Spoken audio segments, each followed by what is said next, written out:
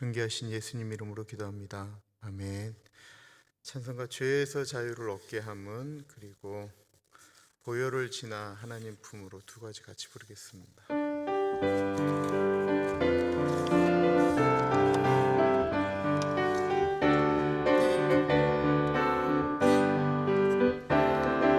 죄에서 자유를 얻게 함은 보혈의 능력, 주의 보혈. 시험을 이기고 승리하니 참 놀라운 능력이로다. 주의 보혈 능력이 또다. 주의 피 믿으오. 주의 보혈 그 어린 양의 매우 귀중한 피로다.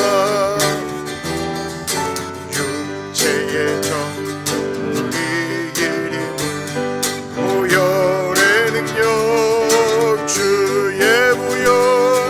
정결한 마음을 얻게 하니 참 놀라운 능력이로다. 주의 보혈 능력이 또다. 주의 피 믿으오. 주의 보혈 그 어린 양의 매우 귀중한 피로다. 눈보다 더이게 밝히는 것 보혈의 능력, 주의 보혈. 부정한 모든 것 밝히시니 참 놀라운 능력이로다. 주의 보혈 능력이 또다. 주의 피 믿으오. 주의 보혈 그 어린 양의 매우 귀중한 피로다. 주의 복음을 전할 제목 보혈의 능력, 주의 보혈. 날마다 나에게 찬송 주는 참 놀라운 능력이로다. 주의 보혈 능력이 또다. 주의 피 믿으오. 주의 보혈 그 어린 양의 매우 귀중한 피로. 예수 보혈 능력이 또다.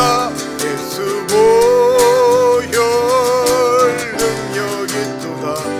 예수 피 믿으오. 예수 보혈 그 어린 양의 매우 귀중한 피로다. 주의 보혈, 주의 보혈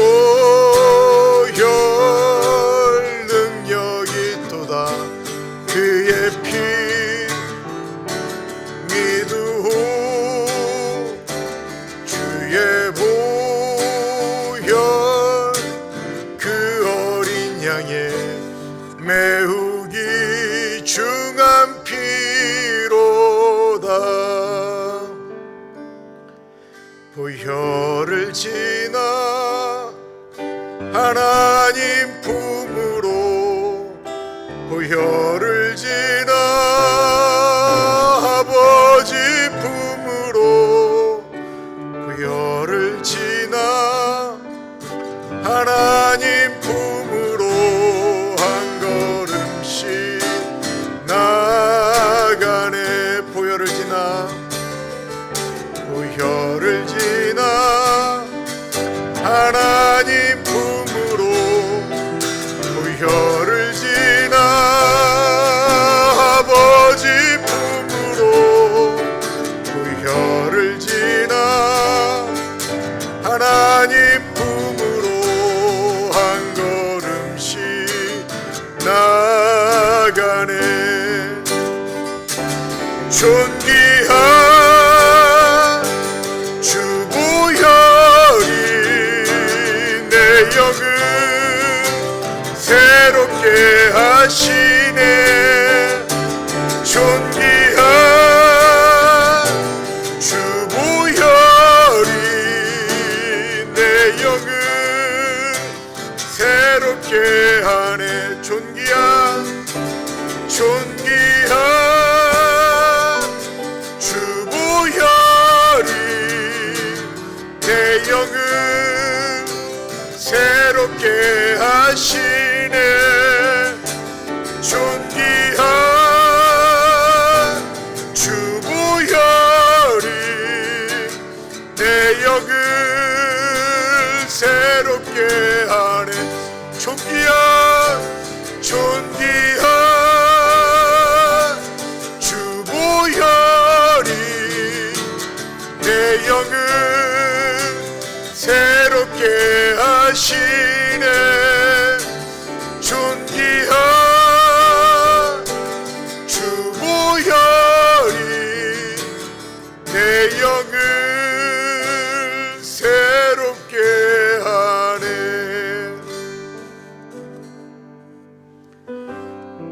우리가 무엇을 가지고 우리를 깨끗게 할 수 있을까요? 우리의 생각을 고치면 깨끗게 할 수 있을까요? 분명히 생각을 고쳤는데도 불구하고 우리는 우리가 의도하지 않았는데도 수도 없는 미움과 다툼과 음란함과 더러움들이 우리의 머릿속으로 심장으로 꽂혀 들어올 때가 너무나도 많이 있습니다. 우리의 눈이, 우리의 귀가, 우리의 입이 너무나도 많은 것 가운데 오염되어져 있고 의도하건 의도하지 않건 들리는 말들과 보는 것들과 말하는 것들이 내가 원치 않는데 그런 것들이 보이고 들리고 말할 때가 있습니다. 무엇으로 우리가 우리를 깨끗게 할 수 있을까요?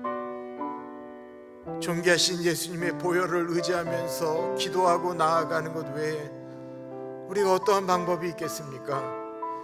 이 시간에 우리 같이 기도하겠는데, 주님, 예수님의 보혈로 우리를 씻겨주시고 그 보혈로 씻겨주실 뿐만 아니라 내가 그 보혈을 의지하며 죄를 이길, 육체의 정욕과 죄를 이길 그 주님의 보혈을 의지하며 살아가겠습니다. 고백하며 나아가겠습니다. 기도합니다.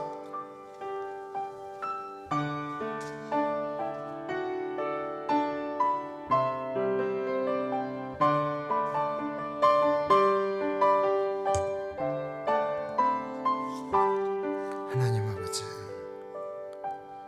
이 시간에 주님의 보혈을 의지합니다.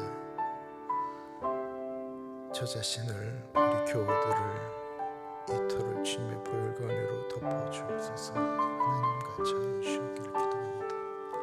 성령 하나님 도와주옵소서. 주님 도와주옵소서.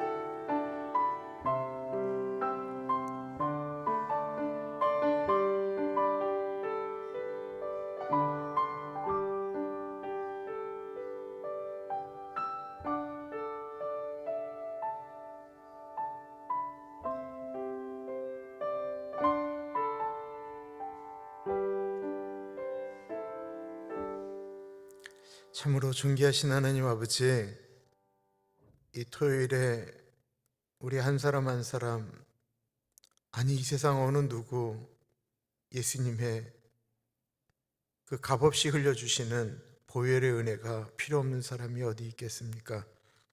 주님, 우리가 주님의 보혈의 그 능력을, 그 은혜를 사모합니다. 우리가 무엇을 가지고 주님 앞에 나아가 우리의 죄를 씻겠습니까? 우리의 선함이나 우리의 어떠한 행동으로 우리의 죄가가 사라지겠습니까? 이 시간에 주님의 은혜를 구합니다. 죄전을 덮어주시고 각기 처소에 있는 한 분 한 분들을 지켜주시고 인도하여 주시고 주님의 은혜가 흘러가는 귀한 하루 되어지기를 소원합니다. 존귀하신 예수님 이름으로 기도합니다.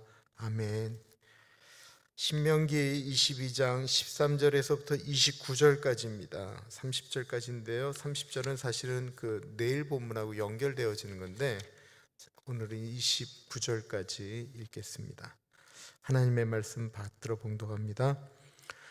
누구든지 아내를 맞이하여 그에게 들어간 후에 그를 미워하여 비방거리를 만들어 그에게 누명을 씌워 이르되 내가 이 여자를 맞이하였더니 그와 동침할 때에 그가 처녀임을 보지 못하였노라 하면 그 처녀의 부모가 그 처녀의 처녀인 표를 얻어가지고 그 성문 장로들에게로 가서 처녀의 아버지가 장로들에게 말하기를 내 딸을 이 사람에게 아내로 주었더니 그가 미워하여 비방거리를 만들어 말하기를 내가 내 딸에게서 처녀임을 보지 못하였노라 하나 보라 내 딸의 처녀의 표적이 이것이라 하고 그 부모가 그 자리옷을 그 성읍 장로들 앞에 펼 것이요 그 성읍 장로들은 그 사람을 잡아 때리고 이스라엘 처녀에게 누명을 씌움으로 말미암아 그에게서 은 100세겔을 벌금으로 받아 여자의 아버지에게 주고 그 여자는 그 남자가 평생에 버릴 수 없는 아내가 되게 하려니와 그 일이 참되어 그 처녀에게 처녀의 표적이 없거든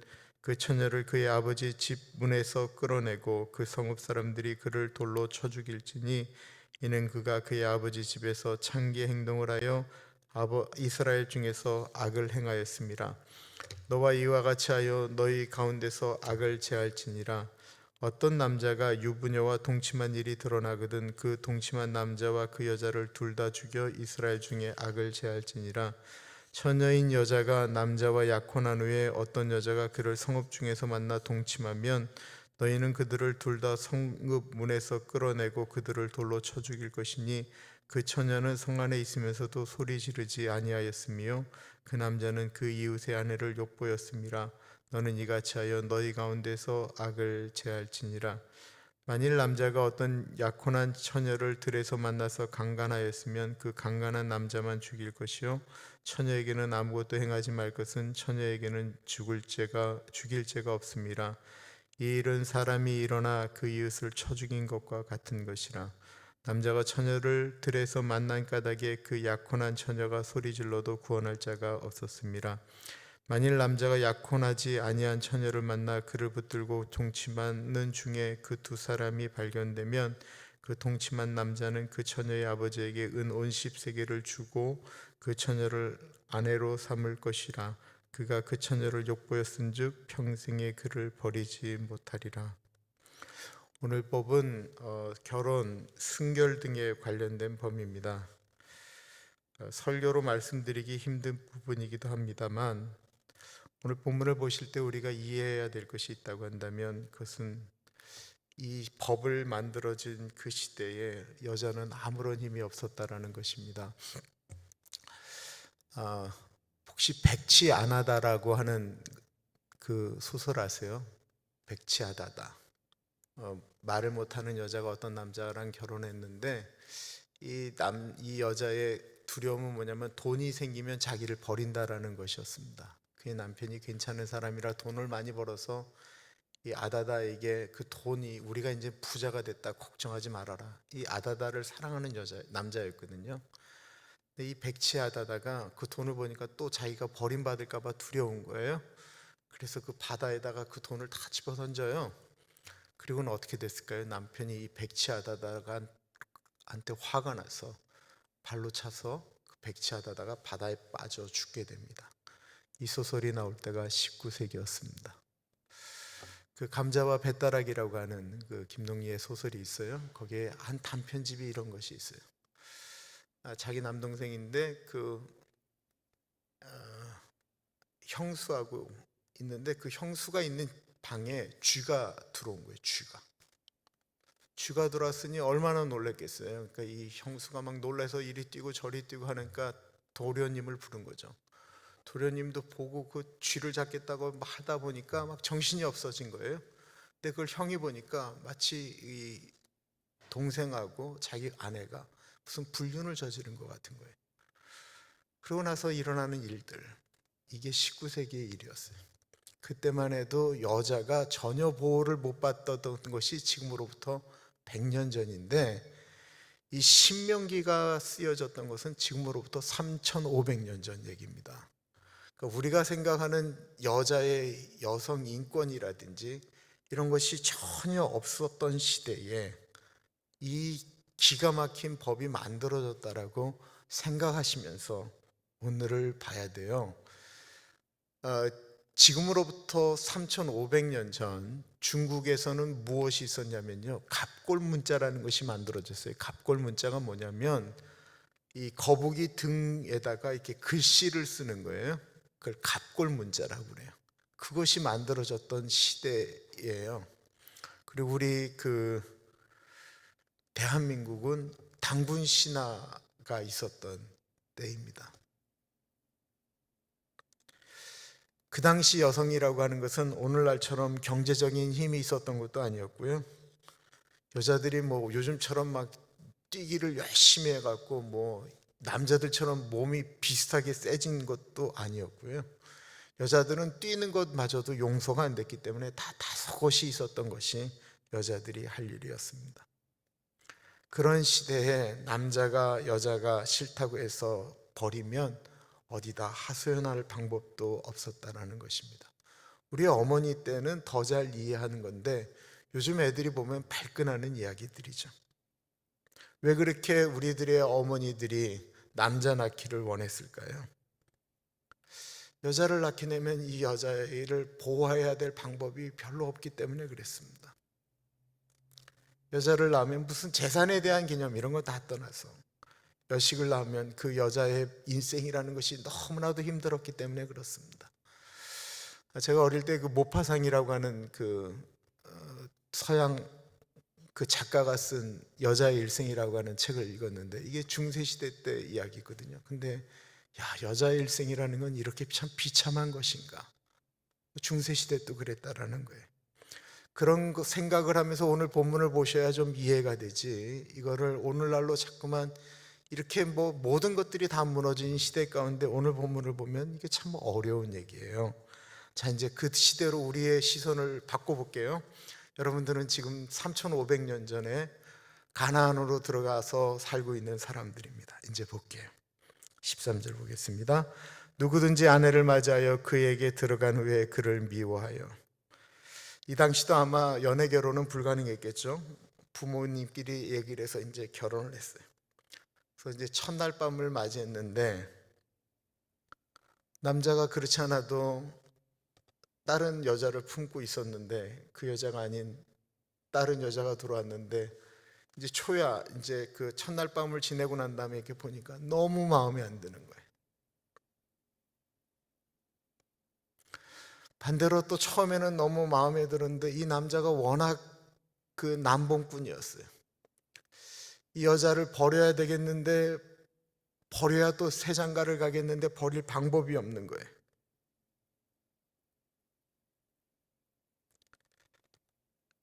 결혼은 하나님께서 창세기에 에덴 동산을 만드시고 주신 가장 소중한 것인데 그거를 깰 수 있는 방법이 없을까 생각하다가 낸 이야기입니다. 이혼할 수 있는 것이 딱 하나가 있었는데 그것은 뭐냐면 이 여자가 나하고 결혼하기 전에 다른 남자를 알았다라는 것입니다. 그럼 어떻게 했을까요? 14절 보세요. 비방거리를 만들어 그에게 누명을 씌워 이르되 내가 이 여자를 맞이하였더니 그와 동침할 때에 그가 처녀임을 보지 못하였노라 하면, 비방거리라고 이야기하고요, 누명을 씌웠다라고 이야기합니다. 오늘날처럼 뭐 의학이 발달되어져 있어서 이 여자가 나하고 결혼하기 전에는 전혀 남자를 몰랐습니다, 이런 것들을 의학적으로 증명할 방법이 없습니다. 당시 결혼을 하고 난 다음에 처녀임을 증명할 수 있는 것은 첫날 밤을 지내고 난 다음에 나타나고 있는 그 이부자리에 있는 혈흔입니다. 그래서 이렇게는 안 써 있지만 아마 그 첫날 밤을 치르고 나면 그 신부는 그 이부자리를 자신의 아버지한테, 밖에서 아버지가 대기하고 있었는지 모르겠지만 그를 이렇게 주었던 것 같아요. 이유는 여자를 보호하기 위함이었습니다. 근데 이 여자가 나하고 결혼하기 전에 다른 남자를 알았다라고 얘기하면 그 딸 아이를 키운 그 부모의 심정이 어땠겠어요? 얼마나 억울하겠어요? 참 슬프고 비참한 거예요. 자기 딸을 그런 놈한테 준 것도 힘들고 억울한데 남편에게 사랑도 못 받을 뿐만 아니라 모함을 받는 거예요. 오늘날 같으면 어떻게 했을까요? 저 같았으면 그냥 당장 쫓아가서 반쯤 죽여놓고 제 딸 데려오죠. 드라마에서나 있을 수 있는 이야기들입니다. 그런데 당신은 그것이 안 되었다라는 것입니다. 그래서 그 이부자리를 들고 재판장과 같은 장로들을 찾아갑니다. 15절부터 보세요. 그 처녀의 부모가 그 처녀의 처녀인 표를 얻어가지고 그 성문 장로들에게로 가서 처녀의 아버지가 장로들에게 말하기를 내 딸을 이 사람에게 아내로 주었더니 그가 미워하여 비방거리를 만들어 말하기를 내가 내 딸에게 처녀임을 보지 못하였노라 하나 보라 내 딸의 처녀의 표적이 이것이라 하고 그 부모가 그 자리옷을 그 성읍 장로들 앞에 펼 것이요. 이제 증명이 되었습니다. 그러면 어떻게 될까요? 이제는 반대로 비방하고 모함하고 미워한 남편이 혼이 납니다. 18절에 보세요. 그 성읍 장로들은 그 사람을 잡아 때리고 얼마나 때렸을까요? 경중을 따라서 아마 매가 정해졌을 거예요. 이런 놈은 그냥 반쯤 죽여놔라. 몇 대 때리면 반쯤 죽어날까요? 계속 사도 바울도 얘기했지만 40에 강함하는 매. 이게 계속해서 그 옛날에 얼마나 심하게 때렸는지 40대 이상을 때리면 아마 죽을 만큼 힘들었나 봐요. 그래서 그냥 그런 남자는 그냥 39대까지 때렸던 것 같습니다. 그런 게 진짜 성경에 있느냐라고 얘기했는데 진짜 성경에 있어요. 신명기 25장 보겠습니다. 사람들 사이에 시비가 생겨 재판을 청하면 재판장은 그들을 재판하여 의인은 의롭다 하고 악인은 정죄할 것이며 악인에게 태형이 합당하면 이 곤장을 때리는 걸 태형이라고 그래요. 재판장은 그를 엎드리게 하고 그 앞에서 그의 죄에 따라 수를 맞추어 때리게 하라.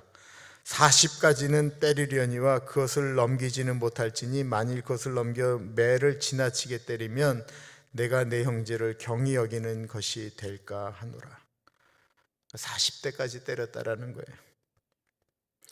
그러면 남자가 이제 진짜 거반 죽을 만큼 매를 맞습니다. 그럼 이 남자가 회개할까요?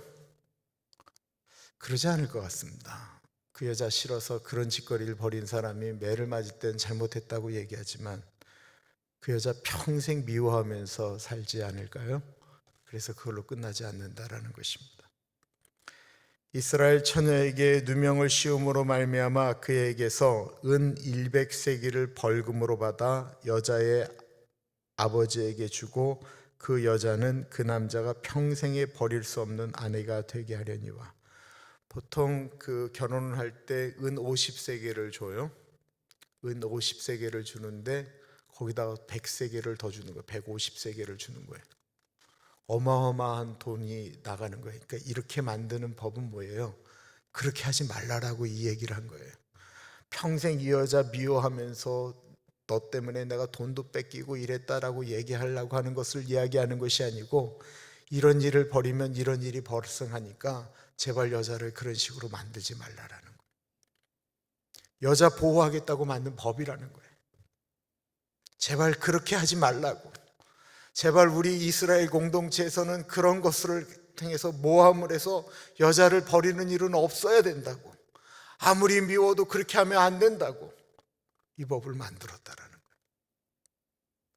이 법을 시행하고 싶어서 이런 악질은 죽여버려야 된다라고 고통하게 해야 된다라고 만든 법이 아니고 제발 우리 공동체에서는 연약한 여자를 그렇게 해서 그 여자를 내몰지 말라고 이렇게 만들었다라는 것입니다.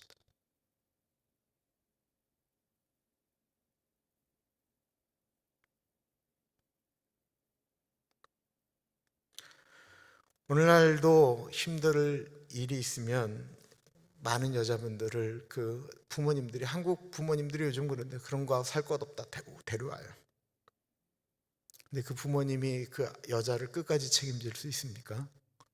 요즘도 참 어려운데 그 옛날에는 그 여자를 이렇게 보호할 수 있는 방법이 없는 거예요. 그러니까 제발 여자 버리지 말라고 이런 법이 나왔다라는 것입니다. 몇 대 때리고 얼마 주고가 중요한 것이 아니고 연약한 여자, 너하고 결혼한 그 여자 네가 보호하라는 것이었습니다. 근데 반대의 경우, 정말 여자가 결혼하기 전에 다른 남자랑 지내다가 몰래 숨어서 다 과거를 숨기고 결혼을 했습니다. 그런 경우에는 어떻게 했을까요? 죽였다라는 것입니다. 20절입니다. 그 일이 참되어 그 처녀에게 처녀의 표적이 없거든 그 처녀를 그의 아버지 집 앞에 집문에서 끌어내고 그 성읍 사람들이 그를 돌로 쳐 죽일지니 이는 그가 그의 아버지 집에서 창기의 행동을 하여 이스라엘 중에서 악을 행하였음이라. 너는 이와 같이 하여 너희 가운데서 악을 제할지니라. 여자가 과거가 있을 수 있습니다. 어떻게 여자한테는 돌로 쳐 죽이라고 하고 남자한테는 그렇게 하느냐라고 이야기하는데, 당시 이스라엘을 한번 생각해 보세요. 그 당시 자유연애라는 것이 있었겠습니까? 있을 수가 없었습니다. 이 여자가 창기와 같은 행동을 했다라고 하는 것은, 그 부모님 집에서 그렇게 했다라고 하는 것은 자기가 원하는 대로 자기 마음대로 행동하고 산 여자를 이야기하는 거예요. 그러나 입장을 바꿔놔서 정말 깨끗하고 정직하고 바른 남자가 이 여자랑 결혼한다고 생각할 때 그 남자의 편에서 한번 생각을 해보세요. 그렇게 살았던 여자가 결혼한 후에는 정숙한 여자가 될 수도 있지만 안 그럴 수도 있잖아요. 만약에 우리가 그런 일을 당한다고 한다면 얼마나 억울하겠어요. 그런 여자는 돌로 쳐 죽이라는 거예요. 이 여자 때문에 그 결혼한 다음에도 그 공동체가 문제가 될 가능성이 너무나도 높기 때문에 그랬다라는 것입니다. 이게 그 옛날 3,500년 전에 그냥 조그마한 마을에서 일어나는 일들의 그 공동체를 보호할 수 있는 아주 최소한의 어떤 법과 같았다라는 거예요. 이 신명기 두 번째 모세의 설교를 쭉 보시면 십계명을 풀어서 쓰는 것과 똑같은 이야기들을 계속하고 있는 것을 여러분들을 알게 되실 것입니다. 간음에 대한 것이 제7계명인데요 걸리면 어떻게 됐을까요? 둘 다 죽였습니다. 22절 보겠습니다. 어떤 남자가 유부녀와 동침한 것이 드러나거든 그 동침한 남자와 그 여자를 둘 다 죽여 이스라엘 중에 악을 제할지니라. 다시 옛날로 돌아가 보겠습니다.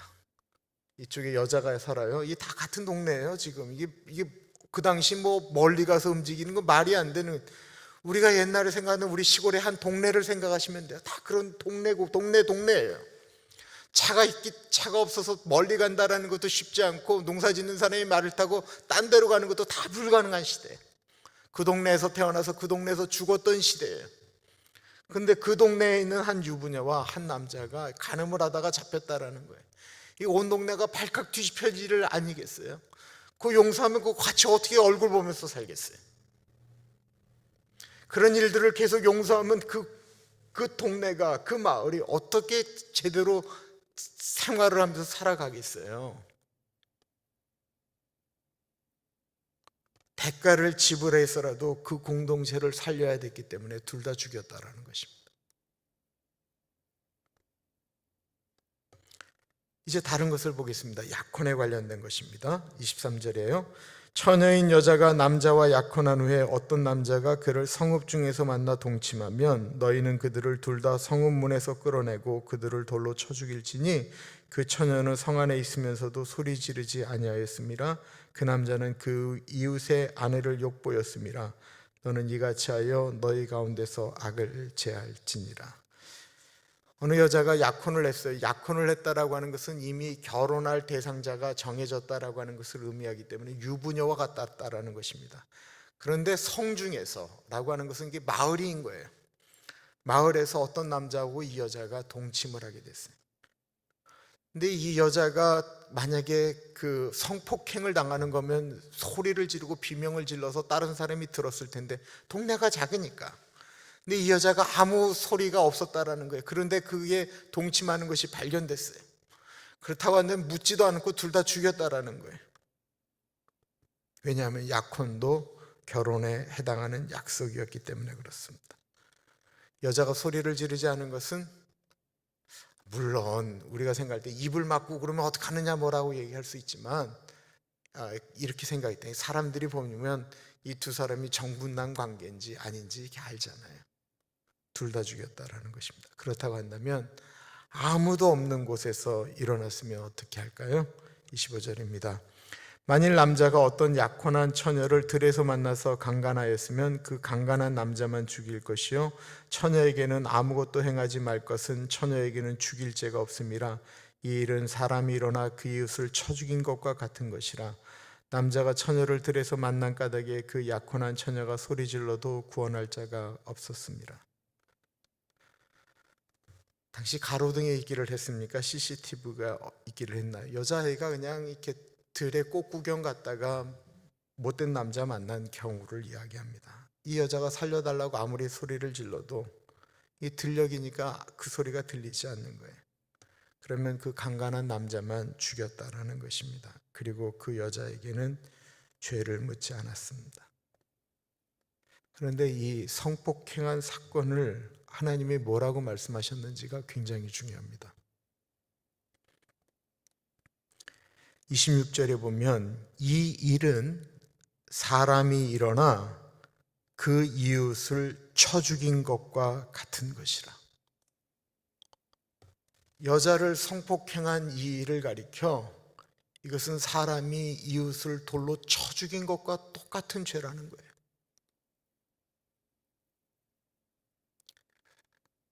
다른 여자, 힘없는 여자를 그렇게 성폭행한 거는 사람의 인격을 죽인 것과 똑같다라는 거예요. 세상에 남자에게 그렇게 넉넉했던 사회에 이런 말이 어디 있어요?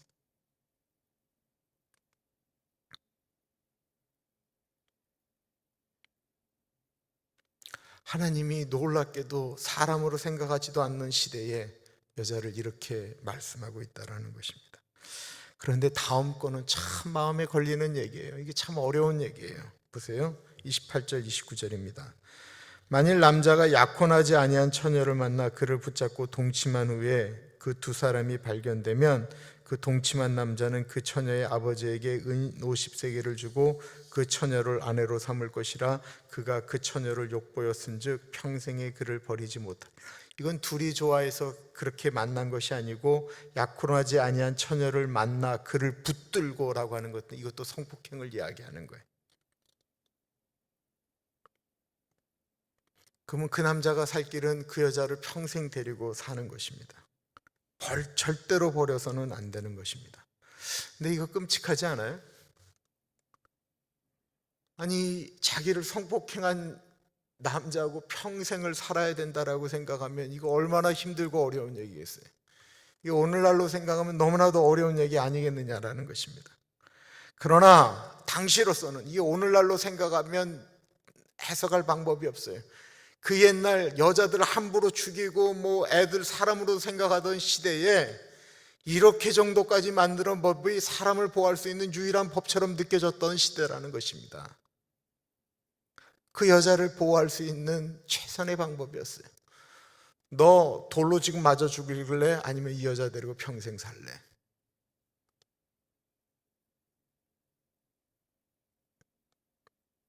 결혼을 했는데 처녀가 아니다라고 죽이겠다라고 이야기하는 시대에 이 여자를 보호할 수 있는 가장 유일한 방법은 그 남자가 데리고 사는 거예요. 오늘날도 뭐 그런 얘기 들으면 시끄러운데 누가 성폭행 당했다라고 하는 여자하고 결혼하려고 하겠습니까? 유일하게 그 여자를 그나마 보호할 수 있는 법이 그렇다라는 것입니다. 오늘날 성폭행, 강간범에 대한 법은 있지만 많은 것들이 사라졌습니다. 그럼 제7계명 간음하지 말지니라고 하는 것을 예수님은 어떻게 해석하셨나요? 예수님은 이 법에 대한 의미를 간음이라고 하는 것이 얼마나 엄중한 것인지를 말씀하셨습니다. 마태복음 5장입니다.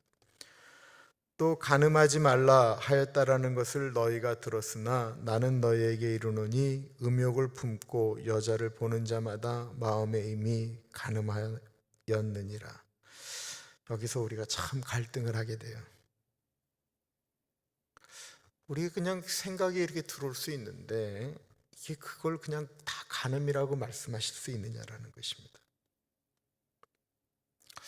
저 여자 참 이쁜데? 괜찮은데? 그렇게 얘기할 수 있잖아요.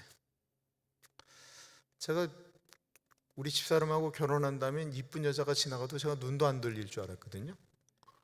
제가 눈을 안 돌리려면 의지가 강해야 돼요.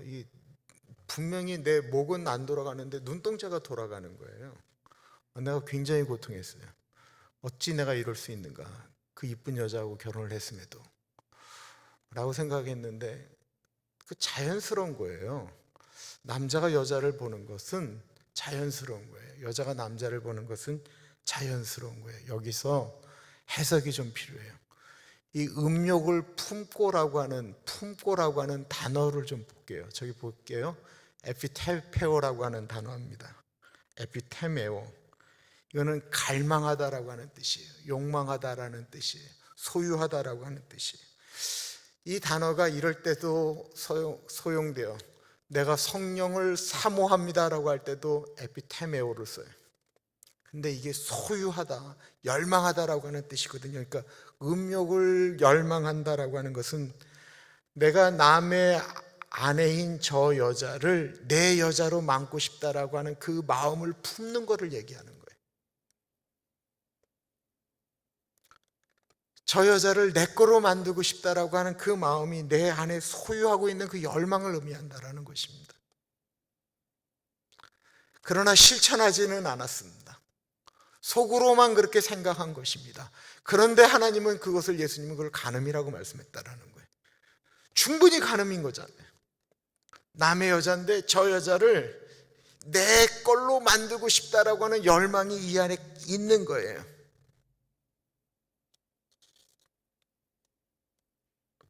그러나 사람들은 그가 그런 마음을 갖고 있는지 아무도 모릅니다. 그래서 예수님께서 나는 알고 있다라고 이야기하시며 그를 간음이다라고 표현하고 있는 것입니다. 오늘날 예수님이 이 신명기를 새롭게 해석하신다면 어떻게 하실까요? 많은 사람들이 이미 결혼 전에 성관계를 갖고 있는 이 시대 가운데, 그러면서도 내 배우자만큼은 순결하기를 원하는 이 시대 가운데, 예수님이 오늘 이 본문을 만약 가지고 재해석한다고 한다면 어떻게 하실까요? 배우자에게 배려하고 어떤 것들을 인정하고 솔직해지기를 원하시지는 않으실까요? 과거에 대한 생각을 계속해서 의심하게 하는 행동을 하고 계속 그런 일들이 발생하게 되고 행동을 하게 되면 그 마음이 불편해서 어떻게 살겠어요? 결혼을 했는데도 그냥 몰래 들어가서 이렇게 막 누군가에게 문자를 보내기도 하고 전화를 하기도 하고 어딘가에 그 옛날의 사람들의 사진들이 막 이렇게 숨겨져 있고 의심하게 되고 갈등하게 되고 아파하게 되고, 목회하다 보니까 그런 얘기들을 많이 접하게 되고 하는데, 한 사람이 그런 행동을 하게 되면 온 가정이 다 그냥 미쳐 날뛰게 되는 거예요. 배우자가 잠을 못 자는 거예요. 그 남자 들어올 때까지 기다리게 되고 힘들어하고 전화기 훔쳐보게 되고 찾아가게 되고, 얼마나 모든 것들이 다 지옥이 되겠습니까?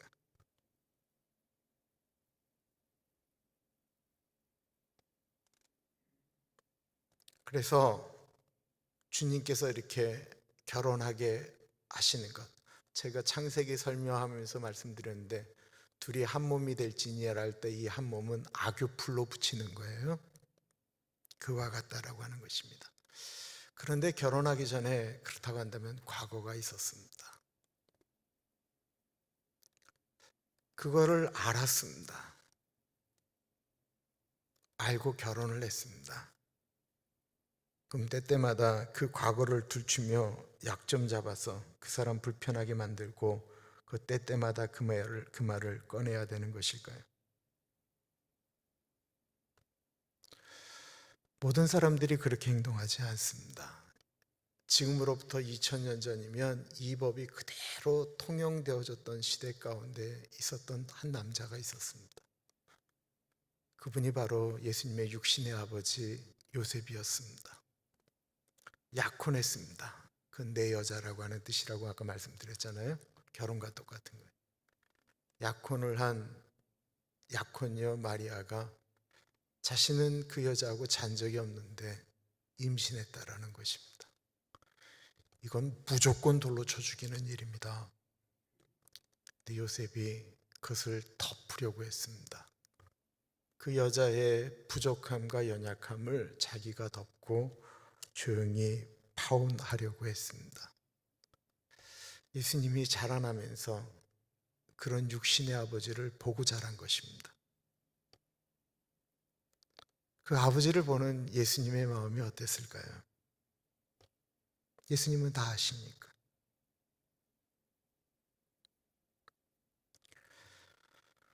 오늘날 옛날 구약시대에 신약시대에는 없었던 부부교실이라는 것이 있습니다.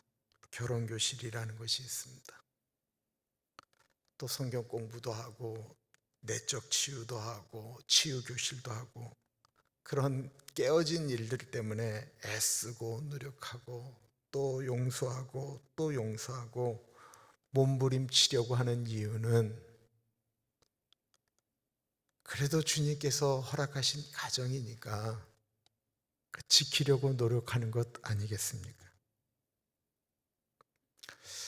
하나님께서 아예 잊어버리게 하시면 참 좋은데 이게 잊어버리지 않고 때때마다 올라올 때가 있고 생각날 때도 분명히 있습니다. 요즘은 그냥 나도 복수하는 마음으로 그렇게 행동하겠다라고 행동하면서 맞바람을 핀다든지 이런 일들도 있습니다. 근데 그러고 나면 모든 것이 망가진다라는 것입니다. 한 사람이라도 하나님 앞에 설라고 몸부림치면 그 가정이 지켜집니다. 우리는 그런 얘기를 수도 없이 들었습니다. 이제 시간이 또다시 2000년이 지난 이스라엘 공동체가 아닌 이스라엘 공동체 밖으로 예수 그리스도의 복음이 퍼져나가기 시작할 때 어떤 일이 발생했을까요? 모세오경이 쓰여진 지 1400년이 지난 2000년 바울의 시대 때 바울이 복음을 들고 데살로니가로 로마로 가는 그 시대, 이 히브리 문화가 아닌 헬레니즘이라고 하는 그리스 문화가 펼쳐나갔던 그 시대는 오늘날처럼 음란했습니다. 여러분 2000년 전에 나와 있던 로마의 그 동전들을 보면 이게 도대체 이게 사람들이 통용할 수 있는 동전인가 라고 할 정도로 그냥 음란한 그냥 음화들이 그 동전에 새겨져 있는 것들이 너무나도 많은 시대를 살고 있었습니다. 그런 곳에 사도 바울이 복음을 전하고 사람들이 예수님을 믿게 되었습니다. 그런 시대에 복음을 받아들인 사람들에게 사도 바울이 뭐라고 이야기했을까요? 데살로니가전서 4장입니다. 하나님의 뜻은 이것이니 너희의 거룩함이라 곧 음란을 버리고 각각 거룩함과 존귀함으로 자기의 아내 대할 줄을 알고 하나님을 모르는 이방인과 같이 세욕을 따르지 말고 이 일에 분수를 넘어서 형제를 해하지 말라. 이는 우리가 너희에게 미리 말하고 증언한 것과 같이 이 모든 일에 주께서 신원하여 주심이라.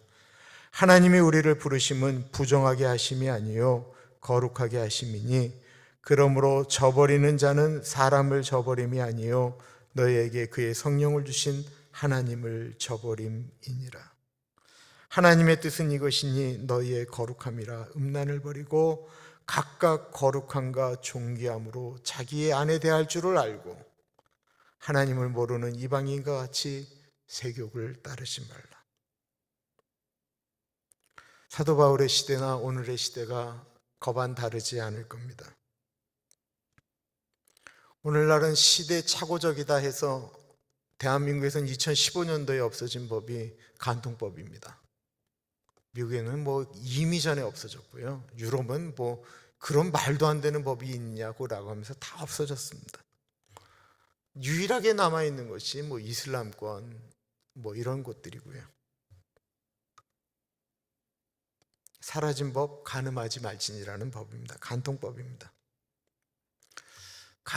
저지르면서도 잘 살고 잘 되는 사람들 굉장히 많습니다. 돈도 생기고 시간도 생기고 마음대로 할 수도 있는 것들이 생기니까 그렇게 하고들 삽니다. 놀라운 건 그러면서 교회도 잘 다닌다라는 것입니다.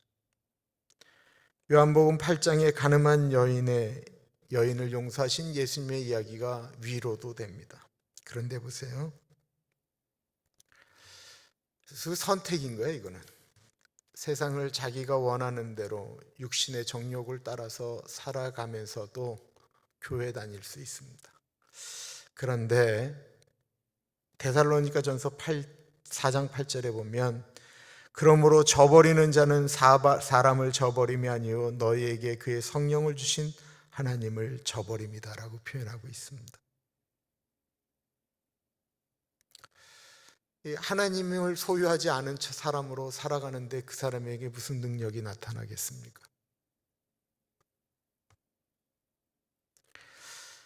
이 사람이 세상을 돈도 있고 힘도 있고 시간도 남으니까 자기가 원하는 대로 살 수는 있어도 하나님이 원하는 대로 살 수는 없다라는 것입니다. 하나님이 원하는 대로 살 수 없다라는 것은 그가 하나님의 사람으로 하나님이 사용되어지는 그릇으로 살기는 어렵다라고 하는 것을 의미하는 것입니다. 대표적인 것이 다윗이었습니다. 다윗의 삶은 밧세바와 간음한 전과 후가 완전히 다릅니다. 그가 핍박받고 도망다니고 그랬지만 그가 하나님의 통치하심과 보호하심 가운데 그런 피 흘림은 없었는데 그가 밧세바와 간음하고 난 다음부터 그의 가정 가운데는 끝도 없는 피 흘림이 계속해서 있다라는 거예요. 그가 죽어가는 순간까지도 그 자식들이 서로 죽이는 일들이 끊임없이 일어났다라는 것입니다. 하나님이 사용하시는 사람은 거룩을 지키려고 노력하는 사람입니다. 지금까지 실수했을 수도 있습니다.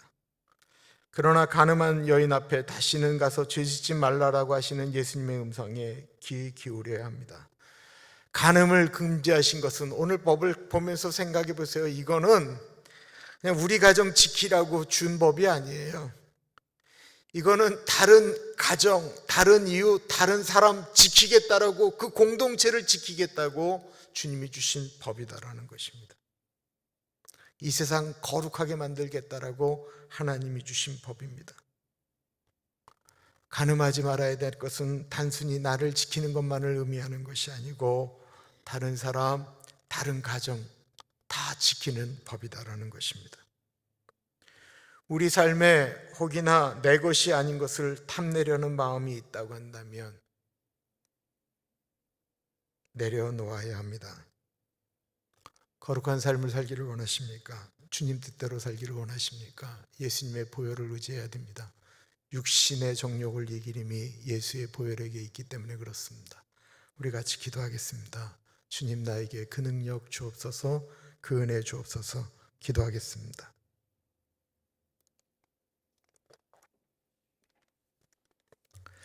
하나님 아버지, 때때마다 올라오는 육신의 정욕 가운데 하나님 우리를 지켜주시고 하나님 아버지 주님의 보혈로 덮어주시기를 기도드립니다. 하나님 아버지 주님의 은혜와 주님의 뜻대로 살아갈 수 있도록 하나님 인도하여 주시옵소서. 하나님 아버지 하나님 아버지 그렇게 살아갈 수 있도록 하나님 인도하여 주시기를 기도합니다. 성령 하나님 같이 하여 주옵소서. 하나님 아버지 같이 하여 주옵소서. 주님 같이 하여 주시기를 기도합니다. 하나님 아버지 주님의 보혈과 은혜로 우리를 덮어주셔서 주님의 보혈과 은혜로 우리를 덮어주셔서 하나님 아버지 우리가 거룩한 사람으로 살아갈 수 있도록 하나님 인도하여 주시기를 기도합니다. 주님 인도하여 주시옵소서. 아버지 같이 하여 주옵소서. 하나님 같이 하여 주시기를 기도합니다. 하나님 아버지 주님 도와주시기를 기도합니다.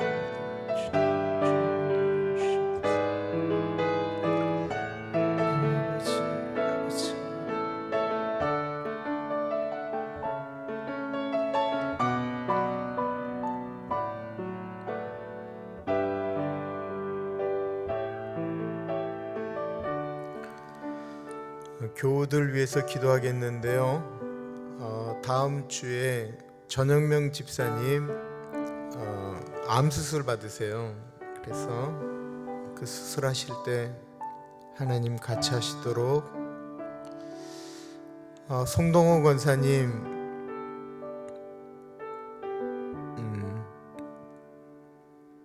예전에 우리가 생각하던 송동호 권사님보다는 굉장히 많이 약해지셨습니다. 우리 송동호 권사님 남은 인생 가운데 하나님 같이 하시도록, 우리 박미성 권사님 어머니 김표옥 어머니는 한국에 계신데 지금 이렇게 사는 날이 정말 얼마 남지 않았습니다. 어머니의 마지막 가시는 그 삶이 고통 없이 가실 수 있도록, 그 외에 힘들고 어려우신 분들 생각하면서 우리 같이 기도합니다. 사랑의 하나님 아버지, 우리 전영명 집사님 같이 하여 주시길 기도합니다. 하나님, 우리 전영명 집사님 위로하여 주시기를 기도합니다. 하나님 아버지, 혈압이 너무 높아서 수술 못하시는 일 없도록 그의 몸을 지켜주셨기를 기도합니다. 하나님 아버지, 우리 송동호 권사님 지켜주시기를 기도합니다. 송동호 권사님에게 하나님 주신 은혜가 있기를 기도합니다. 우리 김표옥 어머니 같이 하여 주시고 도와주시옵소서. 성령 하나님 같이 하여 주시고 도와주시기를 기도합니다. 하나님 아버지, 아버지 같이 하시고 도와주시옵소서. 성령 하나님 같이 하여 주시고 도와주시기를 기도합니다. 주님 인도하여 주시기를 기도합니다. 아버지 같이 하여 주시옵소서.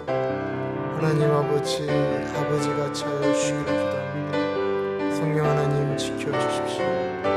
하나님 아버지 도와주시기를 기도합니다. 주님 지켜주시고 주님 인도하여 주옵소서. 아버지 같이 하여 주시기를 기도합니다.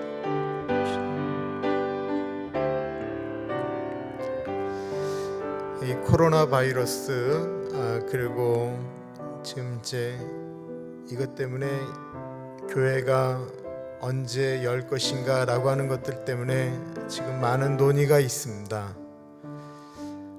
제가 6월 달에 이제 그 복음 방송에서 생방송으로 되어지는 이 코로나 바이러스에 대한 그 대담에 나가게 됩니다. 근데 제가 이제 토론할 주제 중에 하나가 흑사병이 돌 때 종교 개혁자들은 어떻게 행동했는가라고 하는 것이었습니다. 흑사병에 대해서, 이게 흑사병이 하나님이 징계로 주신 것이니까 우리가 받아야 된다라고 이야기하는 사람들이 있었습니다. 그 사람들은 뭐 흑사병이 돌든 말든 막 움직였습니다. 그러다가 하나님이 우리를 보호하실 것이다라고 했는데 많은 사람들이 죽게 돼요. 마틴 루터가 했던 말이 있습니다. 하나님을 시험하지 말고 하나님을 신뢰하라. 하나님이 물에 빠뜨린 거면 우리가 헤엄을 치지 않겠는가? 헤엄친다라는 것입니다. 무슨 말씀이냐면요, 이 코비 가운데 하나님의 뜻이 무엇인지를 생각하고 나아가는 것이 중요하지요. 그래서 저희는 그냥 교회 세상 법이 정하는 때에 맞춰서 교회를 열 것입니다. 뭐 그 전에 열라고 애쓰지 않을 거예요. 그러나 사회가 우리가 이거를 이제 열어도 좋겠습니다라고 얘기를 하면 그때는 교회를 열려고 합니다. 더 바라는 건 그 일이 속히 오기를 바라고 있는데 조금씩 가까워지는 것 같습니다. 문제는 무엇이냐면 이렇게 막 오픈을 하니까 여기저기서 지금 이야기들이 들리고 있습니다. 많은 사람들이 죽었다라는 이야기도 들리고 더 퍼졌다라는 이야기도 들립니다. 정말로 우리가 교회를 열기를 원하면 우리가 정말 주님 앞에 기도해야 됩니다. 우리가 해야 될 얘기가 그거죠. 우리가 정말로 코비드 때문에 교회가 빨리 열리기를 원한다고 한다면 이 땅을 고쳐달라고 우리가 기도해야죠. 이 땅을 고쳐달라고 우리가 기도해야 되는 것이 우리가 교회를 열 수 있는 가장 빠른 방법입니다.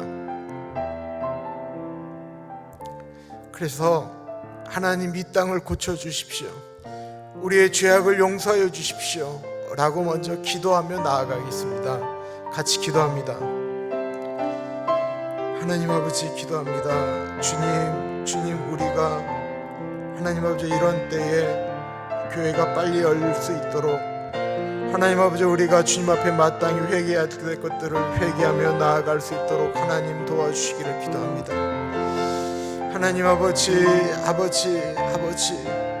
하나님 아버지 우리가 그 은혜로 나아가며 기도합니다. 성령 하나님 아버지 우리에게 은혜를 주시기를 기도합니다. 주님 같이 하여 주시옵소서. 하나님 아버지 같이 하여 주시고 도와주시기를 기도합니다. 주님 우리의 죄악과 우리의 완악함과 우리 교회가 높아지려고 했던 그 죄악을 용서하여 주시고 하나님 아버지 하나님을 향하여 우리가 고백하며 나아갈 때 이 땅을 고쳐주시는 주님의 은혜가 있기를 기도합니다.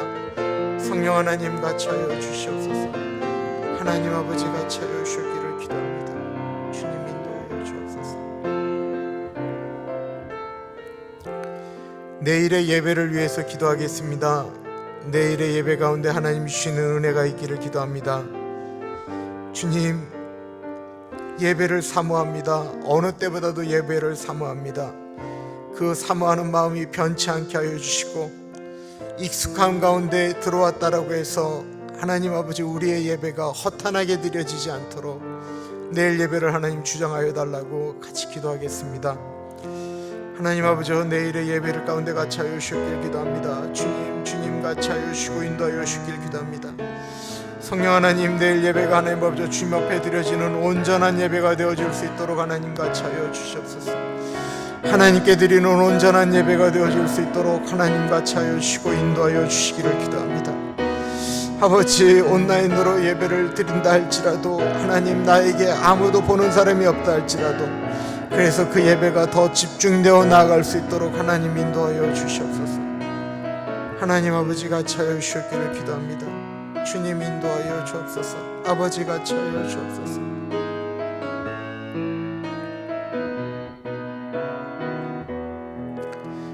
참으로 존귀하신 하나님 아버지, 결혼에 대한, 사람에 대한, 여자에 대한, 배우자에 대한 많은 것들을 생각하게 하셨습니다. 사랑의 하나님 아버지, 오늘 가진 말씀을 통해서 하나님 아버지 우리가 주님 앞에 우리에게 주신 가정과 나에게 준 사람과 또한 이웃과 이 사회에 대해서 다시 한번 생각하기를 소원합니다. 단순하게 우리 자신을 위해서 우리 가정만을 위해서 간음을 하지 않는 것이 아니라 정말 이웃을 내 몸과 같이 사랑하기 때문에 그 이웃을 보호하기 위해서라도 그러지 않는 우리들이 되어지기를 기도합니다. 모든 것들이 달라진 세대 가운데 살지만 신명기에 들으라 이스라엘 하면서 말씀하셨던 그것을 우리 아이들에게도 가리켜서 모든 사람들이 대부분의 문화가 그렇게 살아간다 할지라도 우리들의 자녀들은 거룩함 가운데 자라나서 하나님 다른 사람들이 바라볼 때 정말 아름답고 좋은 가정 만들어갈 수 있도록 하나님 같이 하여 주옵소서. 지금은 우리 주 예수 그리스도의 은혜와 우리를 너무나도 사랑하셔서 하나밖에 없는 아들을 넉넉하게 보내주신 하나님 아버지 그 크신 사랑하심과 성령 하나님 감화감동 역사 충만 교통하심이 하나님의 뜻대로 살기를 소원하는 사랑하는 주의 백성들 머리 위에 지금으로부터 영원토록 같이 하시길 간절히 축원하옵나이다. 아멘.